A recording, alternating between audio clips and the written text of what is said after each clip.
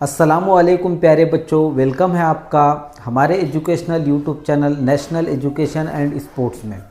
आज हम जो है एक अहम टॉपिक छठी क्लास का जो सबक नंबर 10 है मसावाते, इसके बारे में आपको मालूमात देने की कोशिश करेंगे।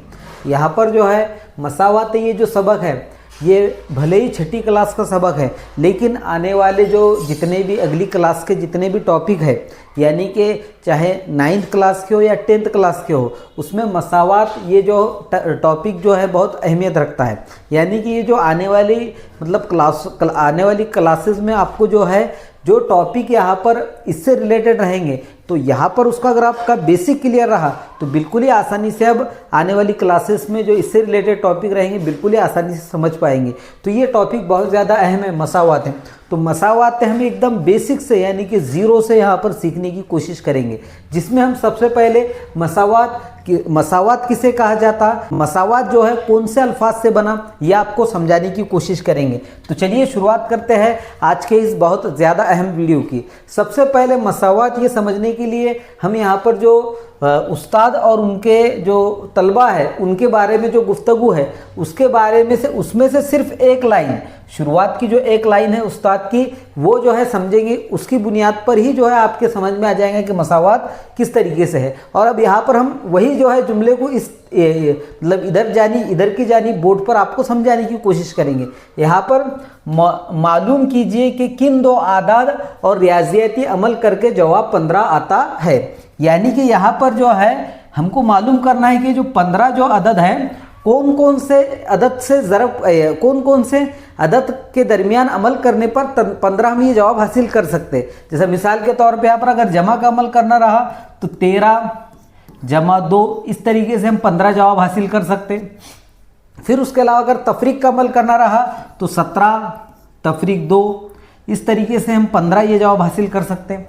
फिर उसके अलावा अगर ज़रब का अमल हमें करना रहा तो यहाँ पर हम जो है यहाँ पर अगर कभी हमें यहाँ पर ज़रब के अमल से अगर 15 हासिल करना रहा तो यहाँ पर 3 ज़रब 5, इस तरीके से 3 पंजे 15 या 5 तिया 15, इस तरीके से भी हम 15 जवाब हासिल कर सकते हैं। और अगर तकसीम के अमल से अगर हमें यहाँ पर 15 हासिल करने का रहा तो 45 तकसीम 3, इस तरीके से, यानी कि 45 को 3 हिस्सों में बांटे तब भी जवाब 15 आएगा।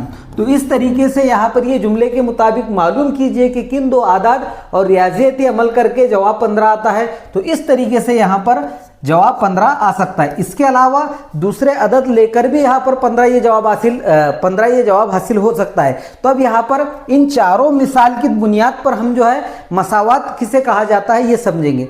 सबसे पहले मसावात बना मसावी से। ये जो मसावी की जो अलामत है, ये जो मसावी है, तो मसावी की जो अलामत है इस तरीके की, यहाँ पर मसावी की जो अलामत है इस तरीके की, इससे बना मसावात है। यानी कि यहाँ पर जो ये मसावात की अलामत है ये दो अददों के दरमियान रही तो उसी जो है मतलब उसी इक्वेशन को या उसी जो है मतलब अदद को यहाँ पर मसावात कहा जाता। अब यहाँ पर 13 जमा 2 मसावी 15, तो यहाँ पर ये एक मसावात है। यानी कि ये मसावात यहाँ पर मसावी की अलामत की सीधे जानिब और दावी जानिब, यहाँ पर सीधे जानिब और बाई जानिब यहाँ पर जो है दोनों जानिब 15 है। यानी कि 13 जमा 2, इसका भी जवाब यहाँ पर 15 आता। सीधे जानिब और दावी जानिब यहाँ पर दोनों का मकाम यानी कि दोनों का वजन क्या है, यहाँ पर 15 है। 13 जमा 2 15 और यहाँ पर ये 15। तो इस तरीके की जो है मतलब यहाँ पर अदद को यहाँ पर मसावात कहा जाता। अब हम जो है और एक जरिए से यहाँ पर इसे समझने की कोशिश करेंगे। 13 जमा 2 मसावी 3 जमा 5, इस तरीके से। अब यहाँ पर ये मसावी की अलामत की इधर के साइड में भी, इधर की तरफ में भी और इधर की तरफ में भी, दोनों तरफ अगर दोनों पे अमल करने पर जवाब हासिल करें तो वहाँ पर 15 जवाब आएगा। यानी कि 13 जमा 2, यहाँ पर ये भी 15 होते और यहाँ पर 3 ज़रब 5, ये भी, इसका भी जवाब 15 आता। तो इस तरीके की अब इनके दरमियान हमने यहाँ पर जो है मसावी की अलामत का इस्तेमाल करें तो इसे ही यहाँ पर मसावात कहा जाता है। तो इस तरीके के अदद सेट करने को यहाँ पर मसावात कहा जाता। अब हम मसावात हल करना ये सीखेंगे। अब मसावात हल करने से पहले सबसे पहले हम मसावात में जो है मसावात हल करते वक्त हमें कौन सी चीज़ें यहाँ पर ध्यान में रखना है वो सबसे पहले हम समझेंगे। मसावात हल करते टाइम में हमें मुतगय्यर ये यहाँ पर अदद का यहाँ पर ये मुतगय्यर ये अल्फाज का ध्यान रखना है। मुतगय्यर के मायने होते हैं अल्फ़ाबेट, इस तरीके का x है, b है, c है, a है, इस तरीके के अल्फ़ाबेट को यहाँ पर मुतगय्यर कहा जाता है। अब मुतगय्यर ये अगर आपको समझ में आ गया तभी मसावात हल करना आपको समझ में आएगा। अब मसावात हल करते टाइम में यहाँ पर मसावात का हल मालूम करते वक्त यहाँ पर हमारे सामने एक मुतगय्यर दिया हुआ होता है और वो मुतगय्यर को हमें जहाँ पर हल करके उसकी मसावात का हल मालूम करना पड़ता है। अब इसको ध्यान में रखते हुए अब यहाँ पर एक मिसाल हम हल करेंगे, जिसमें यहाँ पर पहली मिसाल कुछ इस तरीके से है, x जमा 3 मसावी 7, इस तरीके की मिसाल है यहाँ पर। अब यहाँ पर x यहाँ पर ये मुतगय्यर है, x मुतगय्यर यानी कि नामालूम अदद है। अब ये नामालूम अदद की जगह हमें ये मालूम करना है कि x की जगह पर कौन सा अदद है, यानी कि इसका मतलब ये है कि x जमा 3 मसावी 7 है तो x की जगह पर यहाँ पर कौन सा अदद है। अब ये मालूम करने के लिए अभी आसान मिसाल होने की वजह से हम जो है बिल्कुल ही आसानी से इसका जवाब दे सकते कि यहाँ पर 4 होगा, लेकिन हमें तरतीब से हल करना है क्योंकि आने वाली जब मिसालें आपके सामने रहेंगी वो मुश्किल वाली रहेंगी और वहाँ पर हमें मुँह ज़बानी जवाब देना वहाँ पर थोड़ा मुश्किल हो जाएगा। तो इसलिए ज़बानी जवाब देना वहाँ पर मुश्किल हो जाएगा, तो उसके लिए हमें एक तरीका सीखना पड़ेगा। अब यहाँ पर हमें एक बात का ख्याल रखना है कि नामालूम और नामालूम अदद और अदद इनके दरमियान अगर कभी जमा का अमल है, इनके दरमियान अगर जमा का अमल है तो मसावात का हल करने के लिए उसका अपोजिट अमल हमें करना पड़ता, यानी कि यहाँ पर हमें उसका हल मालूम करने के लिए तफरीक का अमल करना पड़ेगा।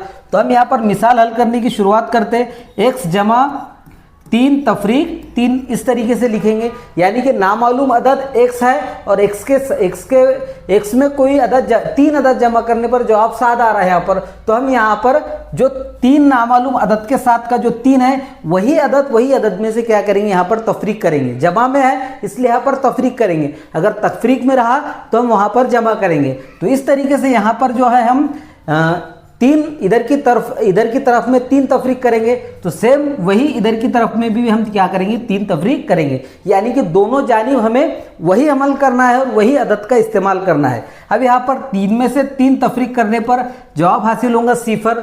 तो 0 ना लिखते हुए हम डायरेक्ट यहाँ पर x लिखेंगे। अब यहाँ पर 7 में से 3 तफरीक करने पर जवाब हासिल हुआ 4, यानी कि यहाँ पर x की जगह पर 4 अदद है, यानी कि x में 3 मिलाने पर जवाब आया 7, तो x की जगह पर यहाँ पर 4 ही अदद है। अब और एक मुश्किल मिसाल हम हल करेंगे जिससे आपके और ये जो है कंसेप्ट समझ में आ जाएगा और आसानी से आप इस तरीके की मिसालें हल कर पाएंगे। यहाँ पर एक इस तरीके की मिसाल है, p जमा 18 मसावी 122 मसावी 122, यानी कि यहाँ पर p में हमने 18 जमा करे तो जवाब हासिल हुआ 122। तो फिर p की जगह पर कौन सा अदद है ये हमें मालूम करना है। तो सबसे पहले हमें देखना है कि p जमा 18 यानी कि p और जो अदद है उसके साथ उनके दरमियान कौन सी अलामत है, यहाँ पर उनके दरमियान जमा की अलामत है। तो जाहिर सी बात है यहाँ पर उसे हल करने में हमें तफरीक का अमल करना पड़ेगा, यानी कि उसके अपोजिट अमल करना पड़ेगा और जमा के अपोजिट अमल है तफरीक। तो अब यहाँ पर हम जो है p जमा 18 तफरीक 18, और हमेशा हमें जो नामालूम अदद यानी कि जो मुतगय्यर है p उसके साथ का जो अदद है वही अदद यहाँ पर वही अदद में से वही अदद क्या करना है यहाँ पर तफरीक करना है, यानी कि 18 में से 18 तफरीक करना है। अब इसके बाद यहाँ पर इधर की तरफ पर हम 18 तफरीक कर रहे हैं तो हमें इधर भी यहाँ पर 18 ही तफरीक करना पड़ेगा, यानी कि 122 तफरीक 18 इस तरीके से। अब यहाँ पर 18 में से 18 तफरीक करने पर जाहिर सी बात है जवाब C पर आएगा, यानी कि यहाँ पर सिर्फ बचा P इस तरीके से। अब हमें 122 में से 18 तफरीक करना है, 2 में से 8 तफरीक नहीं होते तो हमें बाजू वाले से उधार लेना पड़ेगा। अब यहाँ पर 12 हो जाएंगे, 12 में से 8 तफरीक करने पर जवाब आएगा यहाँ पर 4 इस तरीके से। अब यहाँ पर बाकी 1 है, अब 1 में से 1 तफरीक करे जवाब आया 0 और ये 1 का 1 यानी कि 104, यानी कि यहाँ पर जो है P में 18 यानी कि 104 में 18 मिलाए तब जवाब आता है 122। इस तरीके से यहाँ पर जो है हम मसावात बिल्कुल ही आसानी से हल कर सकते हैं। बस आपको एक बात का ख्याल रखना है कि नामालूम अदद और अदद इसके दरमियान अगर जमा का अमल रहा, मालूम अदद और अदद के दरमियान जमा का अमल रहा, तो यहाँ पर हमें जो है उसमें से तफरीक करना है, यानी कि वही अदद में से वही अदद तफरीक करना है। जमा का अमल रहा तो उसके अपोजिट तफरीक का अमल करना है। अब हम एक और मिसाल यहाँ पर तफरीक की हल करेंगे जिससे आपको और ज़्यादा आसानी से ये चीज़ें समझ में आ जाएंगी। अब यहाँ पर एक मिसाल है, एक तफरीक 4 मसावी 8।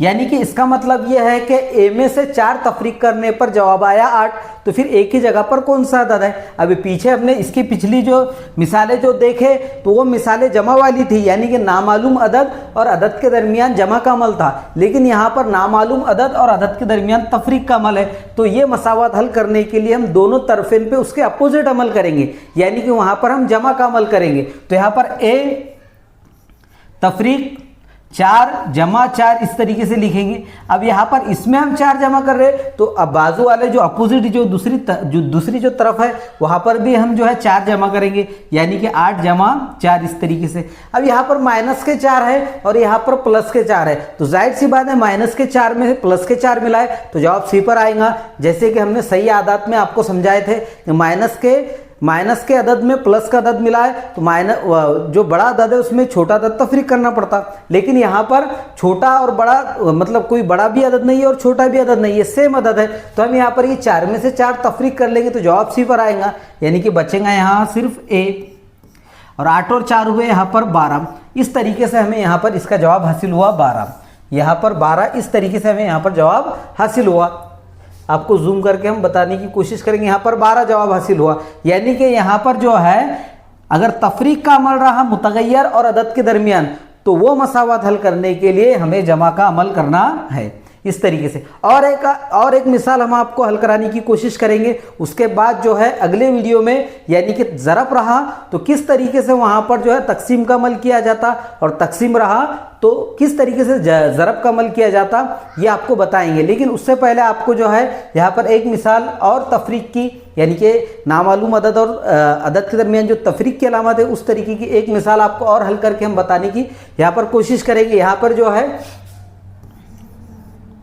एम तफरीक 25 मसावी 150, यानी कि m में से 25 तफरीक करने पर जवाब हासिल हुआ 150। तो फिर m की जगह पर कौन सा अदद है? अब जाहिर सी बात है मुतगय्यर और अदद के दरमियान यहाँ पर तफरीक की अलामत है, यानी कि तफरीक का अमल है, तो वहाँ पर हम इसे हल करने के लिए अपोजिट अमल जमा का अमल करेंगे। तो हम इसे यहाँ पर लिखेंगे m तफरीक 25 जमा 25 इस तरीके से। अब यहाँ पर 25 हम जमा कर रहे हैं तो बाजू में भी 25 जमा करेंगे, यानी कि 150 जमा 25 इस तरीके से। अब यहाँ पर हम माइनस के 25 में से प्लस के 25 यहाँ पर तफरीक मतलब जमा करेंगे तो जवाब आएगा सिफर। तो यहाँ पर बचा सिर्फ m इस तरीके से। अब 150 में से 150 में 25 जमा करें तो जाहिर सी बात है 175 जवाब आएगा, यानी कि सिफर में 5 मिलाए 5 इस तरीके से, 5 और 2 7 और 1 का 1 इस तरीके से 175। यानी कि यहाँ पर जो है m में से 25 तफरीक करने पर जवाब 125 आ रहा, तो यहाँ पर m की जगह पर यहाँ पर 175 ये अदद है। लेकिन हम डायरेक्ट नहीं लिख सकते, उसे प्रोसीजर के जरिए यहाँ पर उसे हम जो है एक तरीके के जरिए हल करेंगे, क्योंकि जो है यहाँ पर आसान अगर जवाब रहा, आसान सवाल रहा है यहाँ पर तो हम बिल्कुल ही आसानी से उसका जवाब दे देंगे। लेकिन बड़ी कीमतों में हमें यही प्रोसीजर का इस्तेमाल करके, यही तरीके का इस्तेमाल करके जवाब हासिल करना है। उम्मीद है आपको ये हमारा वीडियो पसंद आया होगा। अगर हमारा वीडियो पसंद आया तो लाइक कीजिए, शेयर कीजिए और सब्सक्राइब करना ना भूलिए।